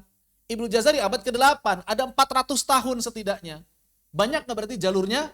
Ya banyak, itulah jalur. Apa itu jalur? Jalur itu adalah yang menyambungkan antara Ibnu Jazari ke para rawi. Ibnu Jazari pengen ke Bandung. Bisa lewat mana kalau dari Jakarta? Ya bisa lewat Pantura, bisa lewat Pandeglang, bisa lewat Puncak, gitu kan? Itu jalur. Kenapa? Karena yang belajar kepada Imam Hafs bukan 1-2 orang. Yang belajar kepada muridnya Imam Hafs bukan 1-2 orang. Yang belajar ke muridnya lagi bukan 1-2 orang. Maka bercabanglah jalur itu. Kenapa jalur bercabang? Karena memang jaraknya jauh. Semakin jauh jarak maka semakin banyak cabang. Karena yang belajarnya banyak. Yang nyatat, yang mencatat kaidah-kaidah riwayat Imam Hafs banyak, bukan cuma 1 ulama. Itulah asal muasalnya munculnya jalur. Tapi Ibnu Jazari awalnya hanya memilih 1 jalur saja. Sebagaimana yang dilakukan oleh Imam Asy-Syatibi. Imam Asy-Syatibi kan ke para imam qiraat kan jauh. Berarti ada beberapa jalur kan yang sampai kepada beliau. Maka beliau hanya milih 1 jalur saja. Imam Nafi' untuk misalnya untuk Warash, banyak nih jalurnya, saya pilih 1 aja yang ini, ikhtiar saya. Kemudian Imam Qalun, banyak banget jalurnya, katanya kata guru saya yang ini kaidahnya begini, kata guru saya itu kaidahnya begitu, kata kitab itu kaidahnya begini. Maka beliau kumpulkan 1 jalur saja, ini ikhtiarat saya. Demikian pula Imam Asim, Imam Hafs begini, Imam Syu'bah begitu. Maka beliau kumpulkan 1 saja. Maka di dalam kitab Asy-Syatibiyah, Syatibiyah itu berarti isinya apa? Isinya adalah 7 qiraat. Syatibiyah itu isinya 7 qiraat. Masing-masing itu ada 2 riwayat, ya. Berarti riwayat 1 riwayat dan 1 riwayat. Berarti ada 14. Setiap 1 riwayat ini kan jalurnya banyak. Maksud jalurnya banyak itu apa? Orang yang sudah mencatat kaidah riwayat tersebut banyak. Orang yang ngajarin kaidah tersebut banyak. Yang ngajarin kaidah tersebut kepada Imam Asy-Syatibi banyak. Dan itu kadang beda-beda. Maka Imam Asy-Syatibi memilih 1 jalur saja di dalam Syatibiyah. Jadi 1 riwayat punya 1 jalur. Ini versi Syatibiyah. Yang kemudian jalur ini disebut dengan jalur Asy-Syatibiyah. Ibnu Jazari ketika mengeluarkan yang 3, awalnya begini juga. 3 qiraat, masing-masing 1 riwayat. 1 riwayat dipilih aja 1 jalurnya. Itu yang dicatat oleh Ibnu Jazari dalam kitab Ad-Durrah. Dalam kitab Ad-Durrah. Jadi 7 qiraat, masing-masing 1 riwayat, masing-masing 2 riwayat. Setiap riwayat masing-masing 1 jalur. Ini Syatibiyah. Kemudian Ibnu Jazari nambahin 3 qiraat, masing-masing 2 riwayat, Masing-masing satu jalur. Ini yang disebut dengan jalur ad-durrah. Ini yang disebut jalur ad-durrah. Apakah kitab selain Syatibi yang bahas qiraat? Oh, ada ribuan. Apakah ada kitab selain Syatibi yang bahas qiraat? Ada ribuan kitab. Banyak sekali. Banyak sekali, ada ribuan kitab. Antum bisa searching kutubul qiraat gitu. Udah aja searching kutubul qiraat. Keluar ribuan kitab qiraat begitu. Seperti itu, ya. Jadi seperti itu. Nah, yang menarik adalah ikhtiaratnya Imam Asy-Syatibi ini fenomenal. Dijaga sama Allah. Memangnya selain Imam Asy-Syatibi ada nggak yang bikin ikhtiarat jalur juga di masa beliau? Banyak. Banyak. Kalau pertanyaannya kenapa Imam Asy-Syatibi? Ini adalah berkah dari Allah Subhanahu wa taala. Berkah. Nggak bisa ngalahin Imam Asy-Syatibi keberkahan. Berkah. Itu takdir Allah. Takdir Allah SWT. Sebenarnya banyak riwayat selain Imam Asy-Syatibi. Makanya Imam Ibnu Jazari kemudian ini kan disebutnya qiraah apa? Qiraah 7. Qiraah 7 ditambah 3 ad-durrah disebut dengan qiraah 7 ditambah 3 ad-durrah disebut dengan asyrah apa? Sughra. Asyrah sughra. Ini yang disebut dengan asyrah sughra. Begitu, ya. Seperti itu. Hah? Wallahu a'lam ya, kalau dari si amalannya kenapa beliau bisa seperti itu, wallahu a'lam bishawab. Rahasia apa yang bikin Imam Asy-Syatibi kok namanya harum sekali? Wallahu a'lam bishawab. Saya belum dapat detailnya. Tapi para ulama sih bilangnya keberkahan dan keikhlasan aja. Keikhlasan Imam Asy-Syatibi. Begitu. Biasanya begitu. Semakin ikhlas semakin terkenal. Semakin enggak mau terkenal malah semakin terkenal. Semakin enggak mau terkenal itu malah semakin terkenal. Kenapa? Karena orang yang nggak mau terkenal di bumi itu terkenal di langit. Dan ketika sudah terkenal di langit, Allah akan mengabarkannya kepada seluruh manusia. Bisa jadi itu yang bikin Imam Asy-Syatibi terkenal. Karena beliau dulu nggak mau terkenal. Ikhlas, menyusun sebuah kitab, memilihkan jalur yang mudah bagi murid-muridnya, bisa jadi kan awalnya begitu. Ini kayaknya murid-murid saya bingung nanti deh pilih jalur yang mana. Udah deh saya pilihin jalurnya. Tulislah kitab beliau. Dan dalam sebuah matan. Ada nggak matan yang membahas 7 qiraat? Ya banyak. Tapi nggak bahas jalur Syatibiyah. Mereka berarti jalur yang lain lagi. Tapi kalau berbicara mengenai jalur Syatibiyah, ya itulah matan Syatibiyah. Nggak ada yang matan yang lain. Kalau yang lain berarti kaidah-kaidah yang lain. Cuma memang ulama yang lain itu kurang terkenal yang berbentuk matan. Rata-rata berbentuknya kitab uraian. Nasr. Mungkin bisa jadi salah satu juga. Karena kitab uraian itu kan susah dihafal. Sedangkan Imam Asy-Syatibi nulisnya berdasarkan jalur beliau menggunakan manzumah. Bisa jadi itu yang membuat lebih mudah dihafal dan diajarkan. Bisa jadi juga. Bentuknya manzumah. Begitu ya. Wallahu a'lam bishawab. Apakah ada bait-bait lain yang membahas qiraat 7? Pertanyaannya buat apa gitu. Bait-bait lain yang membahas qiraat 7 buat apa? Ya buat apa? Kan udah selesai di Syatibiyah. Kalau pengen tahu, an-nashr aja langsung sekalian. Maka Imam Ibnu Jazari kemudian ingin mengumpulkan seluruh jalur yang sahih. Kenapa? Karena kalau misalnya cuma satu jalur, khawatirnya apa? Punah jalur yang lain. Khawatirnya punah jalur yang lain. Maka kemudian beliau menggali lagi, mencari lagi, baca lagi ke guru-gurunya secara riwayah.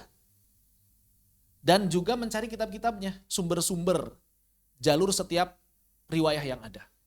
Maka beliau kumpulkan semua itu dalam kitab An-Nashr. Jadi di An-Nashr beliau kumpulkan 10 qiraat. Masing-masing qiraat itu ada satu riwayat. Ada 2 riwayat, afwan. Nah, masing-masing riwayat beliau kumpulkan seluruh jalurnya yang sahih. Berapapun beliau ketemu, beliau masukkan selama sahih. Apa yang beliau lakukan metodenya? Metode yang beliau lakukan adalah cari kitabnya dulu. Coba saya pengen nyari kitab yang ngejelasin riwayat Imam Hafs. Dikumpulin semuanya, oh kata kitab ini begini, kata kitab ini begitu, kata kitab ini begini, kata kitab ini begitu. Sahih enggak? Tanya ke guru beliau. Syekh, apakah kitab-kitab ini benar jalurnya? Benar. Kalau benar saya baca. Baca. Riwayat Hafs versi kitab ini, riwayat Hafs versi kitab ini, riwayat Hafs versi kitab ini, riwayat Hafs versi kitab ini. Cuma enggak diceritakan apakah bacanya kamilan atau hanya lafad-lafad yang bedanya saja. Yang pasti beliau mengatakan saya membaca dan saya mencari diroyahnya. Jadi beliau baca juga gitu. Minimal lafaz-lafaznya itu dibaca dulu ke gurunya dulu. Jadi supaya dapat riwayah. Ketemu lagi kitab yang ngejelasin riwayat Imam Qalun.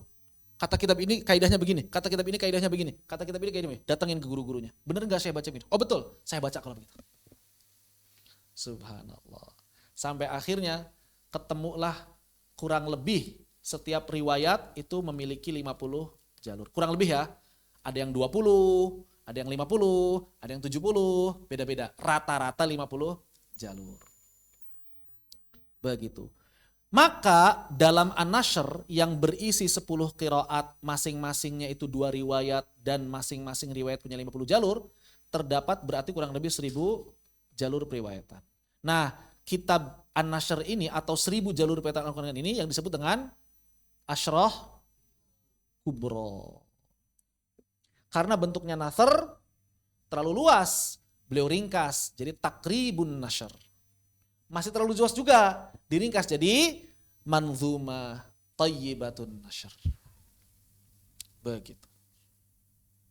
Jadi an-nashr, takribun nashr, thayyibatun nashr. Ya. Dari an-nashr diringkas jadi takribun nashr, diringkas jadi thayyibatun nashr.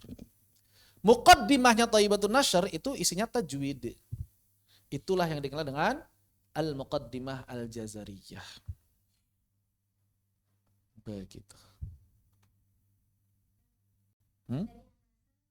Takribun nashr.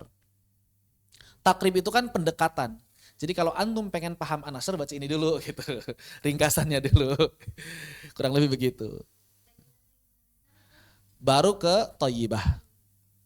Muqaddimahnya Thayyibah itu ilmu tajwid. Yang dikenal dengan istilah Al-Muqaddimah Al-Jazariyah. Akhirnya beliau pisahkan. Ini tajwidnya pisahin aja deh. Jadi kitab sendiri. Al-Muqaddimah Al-Jazariyah dirapihin sesuai dengan kaidah tajwid. Khusus tajwidnya saja. Nah itu usaha beliau yang disusun semuanya ketika beliau ada di Turki. Ketika beliau udah settle hidupnya. Udah settle tuh udah nyaman. Kan awalnya ngajar di Mesir. Nggak digaji ya. Dizolimi sama Sultan Iskandariyah kalau nggak salah. PNS-nya nggak boleh digaji, protes, demo, Ibnu Jazari demo. Akhirnya dijadikan DPO, daftar pencarian orang, gara-gara dianggap provokator, demo, demonstrasi, minta gaji yang nunggak. Akhirnya beliau dan beberapa sahabat beliau kabur, keluar dari Mesir ke Turki. Alhamdulillah di Turki ketemu murid beliau. Lah, antum kesini Syekh, kebenaran banget gitu kan. Emang kenapa? Saya kenal sama Sultan. Kalau udah kesini, ayo kita ke Sultan. Sultannya tahu, udah mendengar nama besar Ibnu Jazari, Sultan Bayazid. Kata Ibnu Jazari, orang soleh banget Sultan Bayazid itu. Ya. Maka datang ke Sultan Bayazid, ini guru saya. Wah guru antum Ibnu Jazari yang terkenal itu. Iya. Gak usah kemana-mana, sini aja diam ya. Tinggal selamanya engkau mau. Ada rumah besar. Kuda. Budak. Silakan pilih semua, bawa semuanya. Gak usah ngapa-ngapain, ngajar aja. Maka beliau isinya cuma ngajar nulis. Ah udah produktif. Keluar An-Nashr, keluar Takribun Nashr, keluar Thayyibah, Muqaddimah Jazariyah, beberapa kitab hadis. Kenapa? Karena udah nyaman hidupnya. Sehari berapa? 10 juta sehari. Berapa dirham? 200 dirham ya? 10 juta ya betul ya? Sehari 10 juta. Subhanallah. Sehari 10 juta. Nggak ngapa-ngapain 10 juta itu. Dan pelayanan di rumahnya pun udah oke. Udah ada budak, dimasakin segala macam. 10 juta nganggur berarti kan? 10 juta nganggur. 10 juta. Gaji 10 juta per hari. Berarti sebulan 300 juta. Gaji guru 300 juta sebulan. Di zaman Sultan Bayazid. Makanya gak mikirin apa-apa. Murid-muridnya bayar gak? Ngapain bayar murid-murid? Makanya Ibnu Jazari ketika ada yang curhat, aduh di Yaman orang miskin-miskin, udah saya kesana. Gratis. Ya duitnya banyak, enak. Enak, kalau uangnya banyak, udah selesai. Nggak ada daurah berbayar lagi, semuanya beasiswa. Zaman sekarang guru disuruh gratisan, anak istrinya nggak makan. Ada daurah berbayar aja udah banyak yang protes ya. Zaman sekarang itu. Kalau negaranya ngasih 10 juta per bulan, saya jangankan bikin daurah itu gratis. Bukan cuma gratis, saya kasih duit murid yang datang itu. Iyalah, kalau misalnya gaji saya 10 juta per bulan, saya kasih duit murid-murid saya. Tiap hari 100 ribu juga seneng kan mereka. Punya murid misalnya 10, tiap hari kasih uang 100 ribu buat mereka, yang penting serius belajar. Cuma ngeluarin 1 juta setiap hari. Masih sisa 9 juta kan per hari kan? Masih banyak. Begitu. Muridnya masih seneng, semangat tuh belajar tuh. Dapat 3 juta sebulan. Nggak usah kerja. Udah cukup 3 juta ini, udah hampir sama dengan UMR gajinya. Kerjanya apa? Belajar kerjanya. Subhanallah. Begitu ya. Demikian. Sultan Bayezid. Cuma beliau wafat ketika perang sama Mongol. Turki Utsmani. Siapa saja para perawi yang dipilih oleh Imam Jazari? Qori dan perawi yang dipilih Imam Jazari. Kalau yang 7 kita sudah paham semuanya. Nafi Ibnu Katsir, Abu Amr Ibnu Amir, Asim, Hamzah dan juga Kisai. Tambahannya yang dipilih Ibnu Jazari adalah Abu Ja'far. Abu Ja'far ini udah nggak bisa enggak lah, karena sebelumnya pun masuk formasi cuma diganti oleh Imam Nafi ya. Kemudian Imam Ya'qub, dan yang menarik pilihan Ibnu Jazari dan agak kontroversi sebetulnya di sebagian ulama, Imam Khalaf. Kenapa Imam Khalaf? Imam Khalaf itu muridnya Imam Hamzah katanya. Kata Ibnu Jazari, walaupun Imam Khalaf muridnya Imam Hamzah, tapi punya ikhtiarat sendiri ketika beliau belajar kepada yang lain, diantaranya ketika beliau belajar kepada Imam Asim. Imam Khalaf ini sempat belajar ke Imam Asim. Nah justru beliau jadi qori ketika banyak belajar lagi. Ketika cuma meriwayatkan dari Imam Hamzah, ya cuma satu kan punyanya kan. Tapi ketika beliau belajar ke tempat yang lain lagi, akhirnya beliau punya ikhtiar sendiri. Nah ikhtiarat pribadi itulah yang menjadi sandaran qiraatnya Imam Khalaf. Jadi kalau ada orang belajar ke Imam Khalaf, nanya Imam Khalaf, mau versi bacaan Imam Hamzah atau versi bacaan saya? Kayak gitu. Kurang lebih begitu. Kalau versi bacaan Imam Hamzah yang ini. Tapi kalau antum pengen belajar yang versi pilihan saya sendiri, ada beberapa versi saya. Silahkan mau yang mana. Itulah qiraatnya beliau. Begitu. Wallahu a'lam bishawab. Demikian pula Ad-Duri. Ad-Duri ini kalau misalnya mau ngajar, beliau nanya mau versi Abu Amr, mau versi Kisai. Begitu ke murid-muridnya. Makanya beliau jadi perawi. Perawi Abu Amr sekaligus perawinya Kisai. Begitu. Jalur atau thariq adalah istilah yang digunakan untuk menerangkan apa-apa yang dinisbatkan kepada ulama yang menukil dari para perawi. Seperti yang tadi disampaikan. Ya, begitu. Wallahu a'lam bishawab. Adapun yang kebanyakan diamalkan oleh kaum muslimin hari ini adalah riwayat Hafs, qiraat Asim, jalur Asy-Syatibiyah. Secara umum Imam Asy-Syatibi itu sebetulnya ngambil metode atau kaidah-kaidahnya Imam Abu Amr sebetulnya di kitab At-Taisir. Cuma Imam Asy-Syatibi sendiri bilang, selain ngambil dari kaidahnya Imam Abu Amr, saya juga mengambil dari kitab-kitab yang lain dan dari riwayat-riwayat yang lain. Dan itu yang menjadi pilihan beliau. Makanya jalur Taisir dengan Syatibiyah dipisahkan. Kenapa? Karena Imam Syatibi punya ikhtiar sendiri. Yang beda dengan pilihannya Abu Amr. Sederhana, misalnya apa? Misalnya dalam bab Majaiz Munfasil, Mad Wajib Muttasil, riwayat Hafs. Imam Abu Amr Adani hanya 55. Hanya 55, 5 harokat. Sedangkan Imam Asy-Syatibi punya pilihan sendiri. Selain yang diajarkan melalui jalurnya At-Taisir, juga beliau mengatakan dalam Imam Hafs juga boleh 4-4. Dan itu sahih kata beliau. Silahkan, jadi kalau pengen ngikutin apa yang saya kemukakan, bisa ikutin At-Taisirnya 55 atau bisa ikuti pilihan saya 4-4.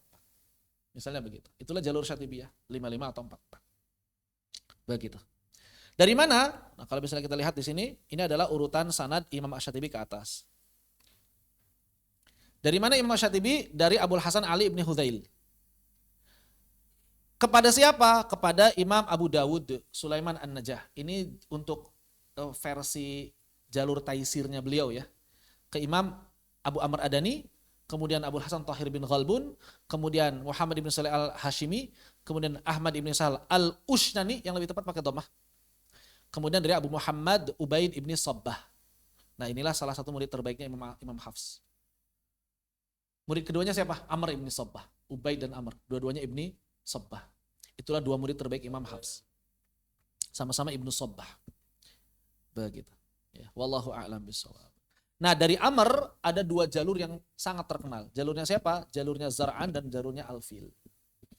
Dan itu punya kaidah yang beda juga. Demikian. Inilah perkembangan ilmu qiraat. Qiraat, At-Taisir. Itu sanad At-Taisirnya beliau. Adapun jalur sanad yang lainnya ya banyak. Imam Asy-Syatibi punya banyak guru. Cuma yang dari At-Taisirnya begitu. Karena pondasi jalur Syatibi itu At-Taisir.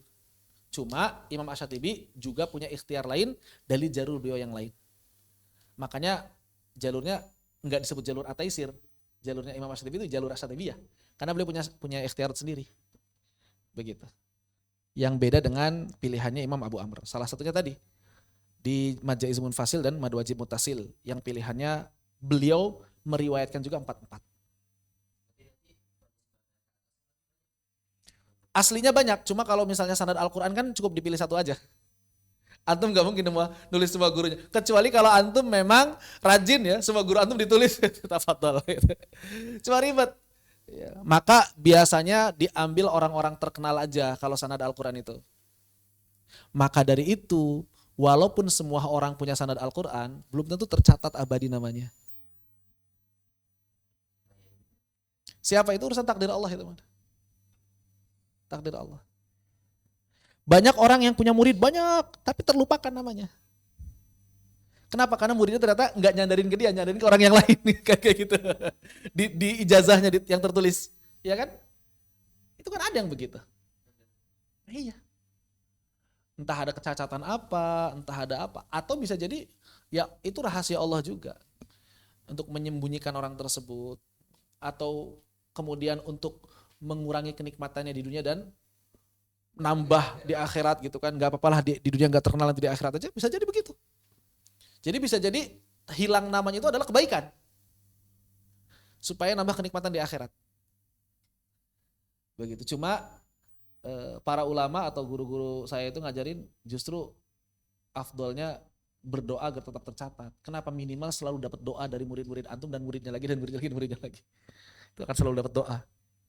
Ketika nama antum bisa jajarkan dengan para ulama dalam sebuah ijazah, itu kan berarti dapat doa. Itu yang diharapkannya. Begitu. Baik. Kemudian apa hubungannya dengan tajwid setelah itu?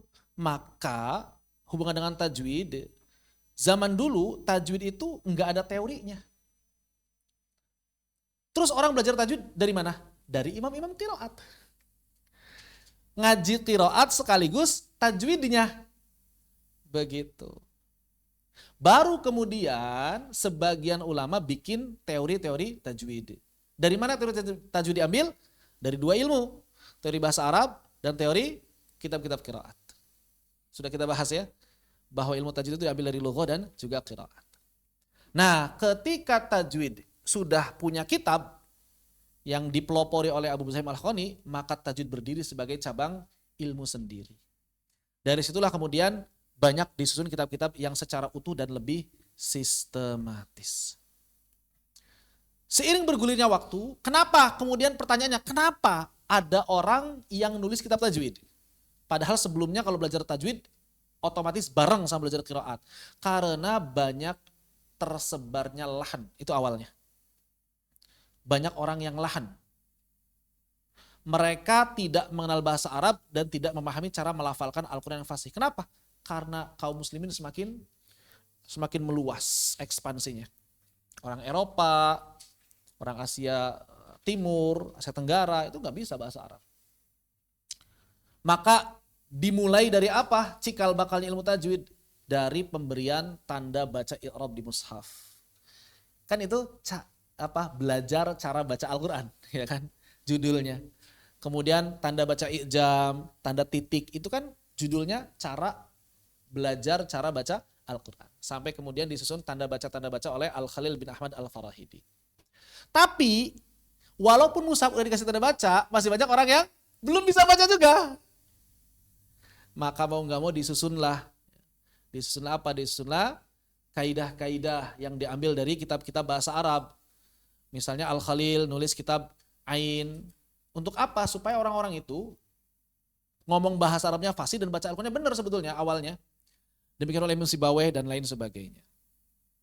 Nah, inilah yang kemudian menjadi rujukan awal dalam bidang ilmu tajwid. Dasar pijakannya tajwid ya ini. Kitab-kitab bahasa Arab. Kenapa? Karena hakikatnya tajwid adalah pronunciation yang paling fasih dalam bahasa Arab. Bedanya apa? Kalau bahasa Arab itu fokus pada seluruh kata dalam bahasa Arab, adapun tajwid hanya fokus pada kalimat-kalimat Al-Quran yang diriwayatkan para ahli qiraat. Begitu.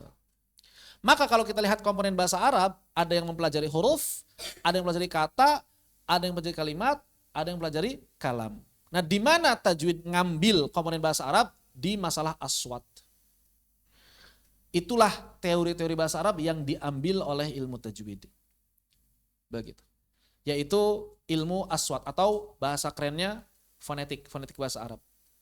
Maka ilmu fonetik dan tajwid itu kaitannya erat sekali. Karena tajwid itu ngambil teorinya fonetik.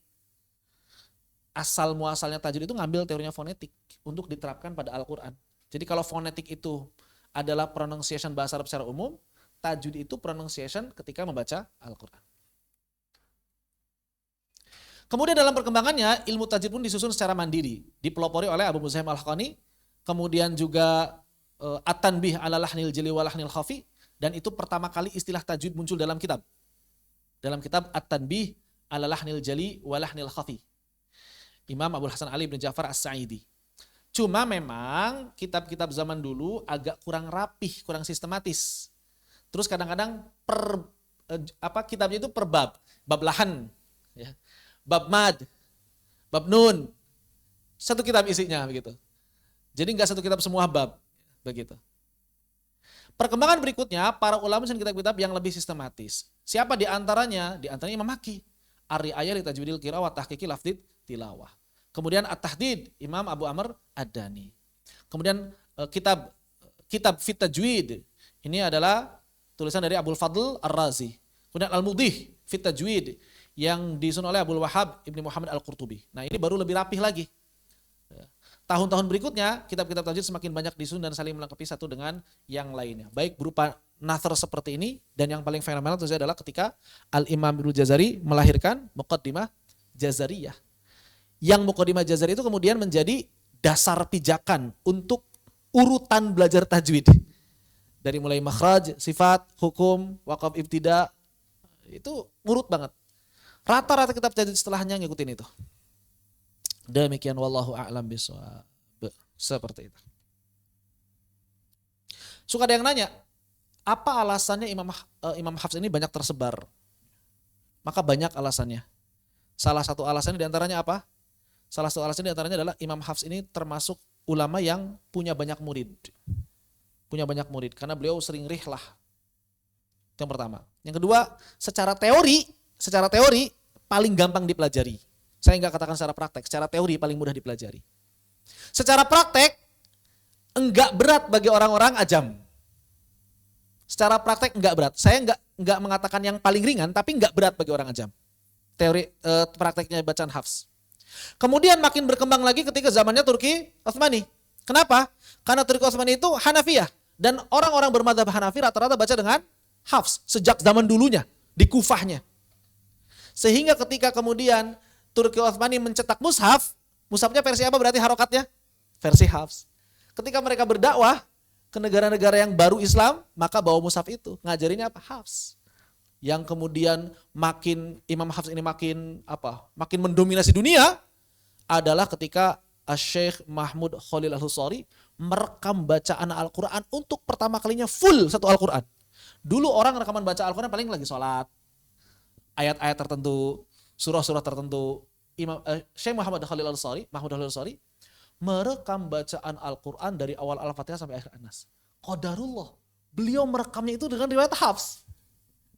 Apa alasan dia? Allah ini juga nggak tahu. Ya, makanya ada sebagian ulama yang mengatakan kedudukan Syekh Mahmud Khalil Al-Husari zaman sekarang itu ibarat Utsman bin Affan zaman dulu.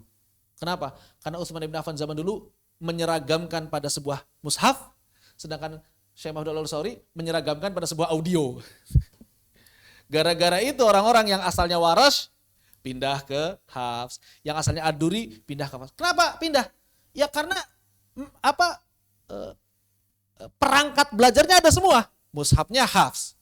Ngafalin audionya Hafs. Ya udah makin tersingkir dalam tanda petik yang lain. Adapun kalau kita kaitkan dengan orang-orang Syiah, maka orang-orang Syiah banyak yang meyakini Al-Quran yang sahih cuma satu, Hafs saja. Kenapa? Karena Hafs dari Asim, dari As-Sulami, dari Ali. Bahkan mereka di artikel mereka ya, kalau antum buka medsos versi Syiah, grup-grup Syiah, mereka bilang Hafs itu Syiah katanya. Hafs itu adalah seorang Syiah, seorang Syi'i. Orang-orang Sunni itu ngebajak katanya. Ya mereka gitu. Makanya makin meninggi lah, makin besar lah Imam Hafs dibandingkan yang lain. Begitu wallahu a'lam bissawab. Baik. Ada yang tanyakan atau yang didiskusikan?